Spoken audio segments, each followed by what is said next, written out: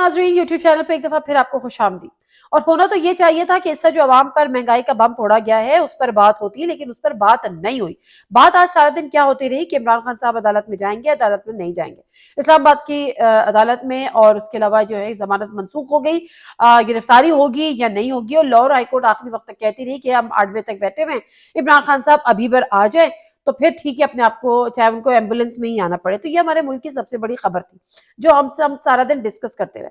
अब मसला यही है कि आपको पसंद हो या आपको पसंद नहीं हो, इमरान खान तो होगा। ये वो वाला हिसाब है कि आप बड़ी सी बड़ी खबर जो है वो साइड पे हो जाती है और हम सारा दिन इमरान खान को डिस्कस करते हैं, सारी हुकूमत सिर्फ इमरान खान को डिस्कस करती है। आज इमरान खान साहब ने एक तकरीर की, मैं उसका अहवाल बताऊंगी आपको कि जो आज पार्लियामेंट में हुआ, क्योंकि सागदार साहब ने 170 अरब रुपए के नए टैक्सेस का बिल असेंबली में पेश किया और उसमें 25-26 लोग बैठे हुए थे और वहां से वो मंजूर भी हो जाएगा। अपनी हुकूमत है, अपनी पार्लियामेंट है, अपनी अपोजिशन है, कोई मसला नहीं है, लेकिन अवाम अपनी नहीं है। दरअसल अवाम को ये लोग अपना नहीं समझते, सबसे बड़ा मसला ये। मैं वापस आ जाती हूँ इमरान खान साहब की आज की स्पीच पर, उसके बाद फिर मैं बात करती हूँ। वो अदालतें जो 8 बजे तक बैठी इंतजार कर रही थी, इमरान खान साहब कौम से खिताब कर रहे थे। इमरान खान साहब ने कहा जो सबसे बड़ा, एक तो उन्होंने ज़ाहिर कंपैरिजन किया अपनी हुकूमत का, इस हुकूमत का, महंगाई का, बिल का, नए 170 रुपए के टैक्सेस का।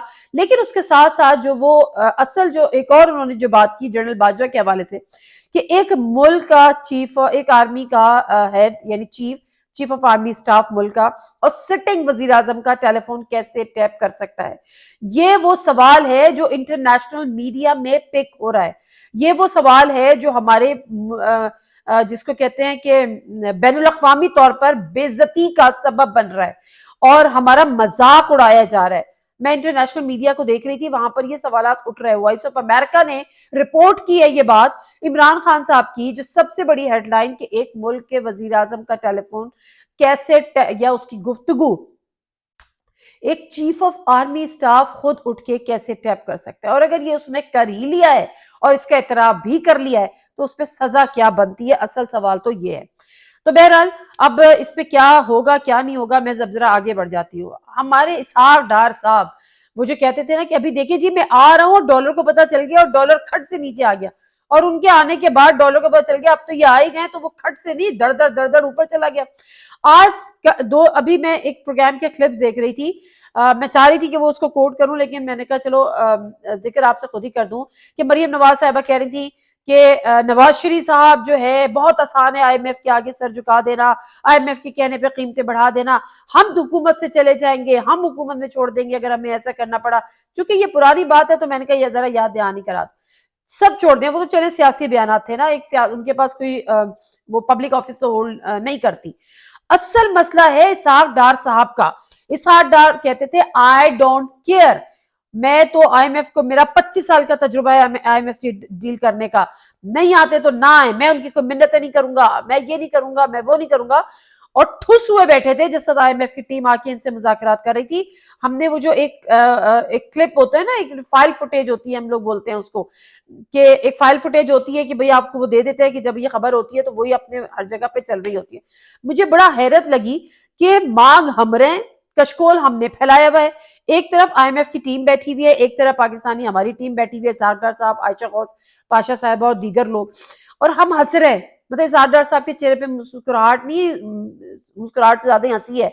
आयशा गौस पाशा साहब मुस्कुरा रही हैं और हम भीख मांग रहे हैं, हम कशकोल लेके सामने खड़े हुए हैं, और जो सामने बैठे हुए हैं आपके क्रॉस द टेबल आपकी आईएमएफ की टीम, वो बिल्कुल सीरियस आपको देख रही है। मतलब यार मैं हैरान होती हूँ कि वो क्या हम क्या किसी को बावर कराना चाहते हैं, और फिर जो हम अय्याशियां इस मुल्क में कर रहे हैं। सरदार साहब ने आज एक और बात की है कि हम सादगी अपनाएं, और एक बहुत बड़ी खबर आ गई कि जी नून लीग के जो वुजरा हैं उन्होंने तो पता नहीं तारीख रकम कर दी, वो तनख्वाहों के बगैर काम करेंगे।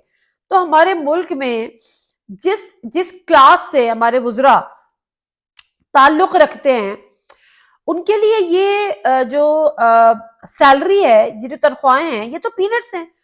हमारे यहाँ जो मुल्क दिवालिया हुआ है या होने जा रहा है, हमारे मुल्क में जो 10-10 पता नहीं कितने अरबों की जो साल साल करप्शन होती है, हमारे यहाँ जो कमीशंस की कहानियां हैं, हमारे यहाँ जो ट्रांसफर पोस्टिंग की जो तारीख रकम होती हैं, फिर हमारे यहाँ जो किक बैक्स की कहानियां हैं, وہ تو اربوں میں جاتی ہیں. تو یہ چند لاکھ روپے, لاکھ, 1.5 لاکھ, 2 لاکھ, یہ میٹر کیا کرتے ہیں کسی وفاقی وزیر کے لیے؟ اس کو وفاقی وزیر بننا ہے, اس نے کروڑوں روپے تو ویسے ہی اس نے خرچ کر کے آنا ہوتا ہے اس جگہ پر, تو اس کے لیے یہ لاکھ روپے مہینے کا کوئی میٹر کرتا ہے؟ وہ تو اپنی ریکوری بہت پہلے کر چکے ہوتے ہیں. میں کوئی الزام نہیں لگا رہی, کسی ایک شخصیت پہ الزام نہیں لگا رہی, میں اس نظام کی بات کر رہی ہوں. مجھے بتا دیں کہ کسی کے لیے پاسبل ہے کہ کوئی مڈل کلاس میرا آپ کا جیسا جو ہے وہ الیکشن کانٹیسٹ کرے اور جا کے اسمبلی میں بیٹھ جائے؟ سوال ہی پیدا نہیں ہوتا. خیر, اب آگے بڑھتے ہیں. اب بات ہو جاتی ہے کہ جی 170 ارب روپے کے نئے ٹیکسز لگ رہے ہیں اور لگ گئے ہیں, جی ایس ٹی میں اضافہ ہو گیا ہے.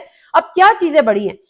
ایک تو یہ کہ انہوں نے کہا کہ جی سادگی اپنائیں شادی ہالز پہ اور مارکیز پہ, اور یہ وہ آپ نے بڑھا دیا. چلو ٹھیک ہے, سمجھ میں آتا ہے. اصل چیز تو یہ ہے کہ اب ہمیں ہر چیز ڈبل ٹرپل ریٹس پہ ملے گی. کہتے ہیں کہ جی جو پیکڈ چیزیں ہیں نا وہ ساری کی ساری مہنگی ہو جائیں گی, اس میں چاہے کوئی بھی چیز ہو. آپ سوچیں کہ آپ کو کہیں جو ہے وہ شیمپو کلو کے حساب سے تھیلی میں مل جائے اور اسی طرح سے دیگر چیزیں, تو پھر آپ سوچ لیجیے, ادروائز تو ظاہر سی بات ہے آپ نے پیکڈ چیزیں اٹھانی ہیں اور اس کو خرچ کرنا ہے. اب آ جاتے ہیں عمران خان کے جو ہے وہ گرفتاری کے اوپر. ہوا یہ ہے کہ جو عمران خان صاحب پر 2 مقدمات آج چل رہے تھے. ایک تو یہ تھا کہ جی جو فارن فنڈنگ والا معاملہ تھا, دوسرا یہ تھا کہ آپ نے الیکشن کمیشن کے آگے احتجاج کیا تھا. آپ اس ملک کا حال دیکھیں, ہم نے جو اپنے ملک کا مذاق بنایا ہے کہ ہم کہاں پر اور دہشت گردی کا پرچہ درج کرتے ہیں, اس لیے کہ آپ کی ہمت کیسے ہوئی کہ آپ نے احتجاج کیا. اب اگر یہ کہ جمہوری نظام ہے تو ہم تو ہمیشہ سے یہ سنتے آئے ہیں کہ جمہوریت جو ہے اس میں آپ کو احتجاج کا حق ہے, آپ کو آئین احتجاج کا قانون یعنی حق آپ کو حاصل ہے. لیکن یہاں پر اگر آپ احتجاج کر رہے ہیں تو آپ پہ دہشت گردی کے پرچے کٹ رہے ہیں. اگر آپ الیکشن کمیشن پر احتجاج کر رہے ہیں کہ اس کے خلاف کچھ بول رہے ہیں تو آپ پہ بغاوت کے پرچے کٹ رہے ہیں. تو اس ملک میں تو ہم اس وقت رہ رہے ہیں.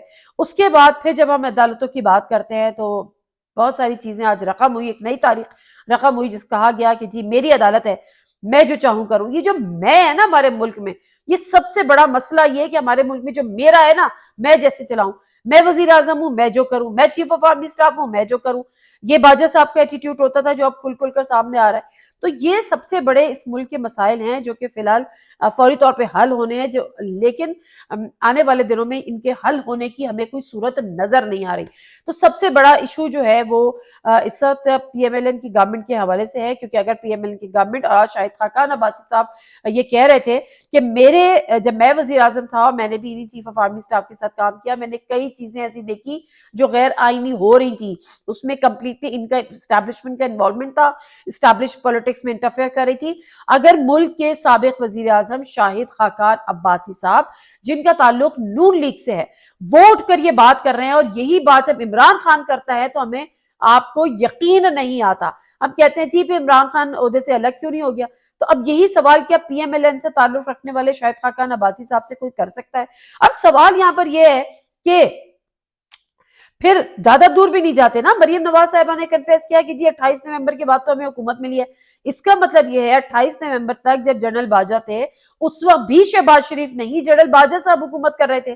تو جو سوال عمران خان صاحب سے کیا جاتا ہے کہ اگر آپ اتر جاتے, آپ اسی وقت استعفیٰ دے دیتے, آپ باہر آ جاتے, آپ نے کیوں یہ کرنے دیا, آپ کیوں اتنے لاچار اور بے بس وزیر اعظم تھے, تو اگر مریم نواز صاحبہ کی باتوں کو سچ مان لیا جائے تو اس کا مطلب تو یہ ہے کہ شہباز شریف صاحب بھی اسی طرح سے لاچار اور بے بس وزیر اعظم تھے, تو وہ کرسی سے کیوں نہیں ہٹے؟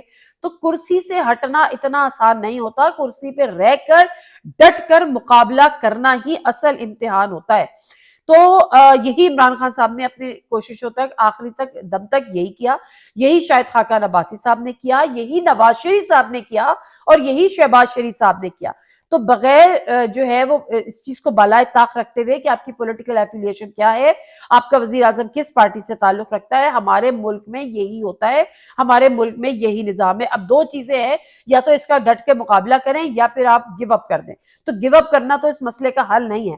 گیو اپ کریں گے, آپ گیو اپ کریں گے, دوسرا آئے گا وہ اسی طرح چیزوں کو لے کے چلتا رہے گا. تو سمپل یہ کہ اگر تمام ہی پولیٹیکل پارٹیز کو, اچھا پیپلز پارٹی اس لیے نہیں کہ وہ بیچارے اقتدار میں رہی نہیں تو ان کا واسطہ کوئی اتنا جنرل باجوہ صاحب سے پڑھا ہی نہیں, تو اس لیے ان کو کوئی شکایتیں ہیں بھی نہیں, اور یہ ان کے لیے اچھا موقع بھی نہیں ہے کہ وہ اسٹیبلشمنٹ سے شکوے شکایتیں کریں, کیونکہ ان کے بڑے اچھے سلجھے معاملات چل رہے ہیں, تو وہ سب موڈ میں بھی نہیں ہے. کسی قسم کا پنگا لینے کے. لیکن اصل معاملہ یہ ہے کہ دو بڑی جماعتیں ہیں جو جنہوں نے کسی نے ایک نے آنا ہے یا دوسرے نے آنا ہے, ایک نے حکومت کرنی ہے یا دوسری نے حکومت کرنی ہے. پیپلز پارٹی سندھ میں ہے, یہ زیادہ اتحادی بن کے آ سکتی ہے, تو ظاہر ہے وہ اپنی الگ حکومت تو نہیں بنانے کی پوزیشن میں ہے.